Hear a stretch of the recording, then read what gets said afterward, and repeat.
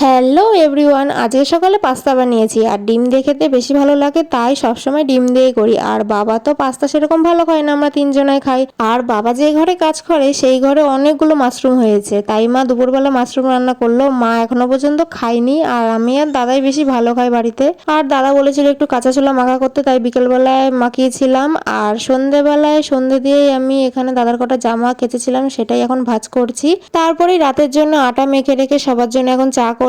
আর জানোই তো সন্ধ্যাবেলা আমাদের এখানে ফুচকা যাওয়া আসা করে, তাই ঘরে নিয়ে এসেই খেলাম। আর এই কুকুরটা সবসময় খাওয়ার টাইমে আসে, রাতের বেলা আসলে গরম গরম রুটি ভেজে দিই। এখন সন্ধ্যাবেলা এসেছে তাই বিস্কুট দিলাম। আর বাবা বেরিয়েছিল, আসার সময় বাবার গুরু বাড়িতে দেখা করতে গিয়েছিল, তাই ওখান থেকে মিষ্টি পাঠিয়েছে।